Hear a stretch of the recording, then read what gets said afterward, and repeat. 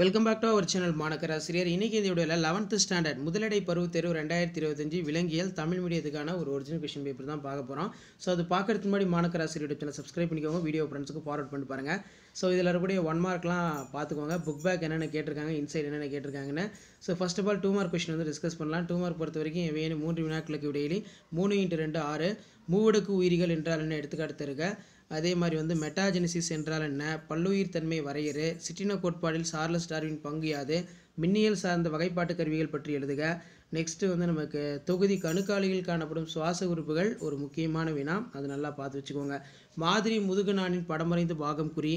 அதே மாதிரி எக்ஸ்ட்ரியோஃபைல்ஸ் என்றால் என்ன, பயன் தரும் பாக்டீரியாவை நோயூக்கி பாக்டீரியாவிலிருந்து வேறுபடுத்துக. விலங்கின பெயரிடுதலின் அடிப்படை விதிகள் யாவை, பாரம்பரிய வகைப்பாட்டு கருவிகள் பற்றி எழுதுக. தொகுதி அனலீடா பற்றி சிறுகுறிப்பு வரைக. முதுகு நாணுடைய மற்றும் முதுகு நாணற்ற விலங்கு பண்புகளை வேறுபடுத்துக. இது ரொம்ப ரொம்ப முக்கியமான கொஸ்டின், நல்லா படிச்சுக்கோங்க. ஸோ கண்டிப்பாக இதில் இருக்கக்கூடிய கொஸ்டின் இது ஸ்கிப் பண்ணாதீங்க, எல்லாமே ரொம்ப ரொம்ப முக்கியம். இதில் அடிக்கடி கேட்குறது வந்து பார்த்திங்கன்னா முதுகு நாணுடைய மற்றும் முதுகு நாணற்ற தொகுதிகளுடைய பண்பு, விலங்கின பெயரிடுதலுடைய அடிப்படை விதிகள், அதே மாதிரி மாதிரி முதுகு நாணின் படம் வரைந்த பாகம் குறி. கண்டிப்பாக ஒரு டயக்ராம் வந்து எப்போவுமே நமக்கு ஜுவாலஜியில் கேட்டுக்கிட்டே இருக்காங்க.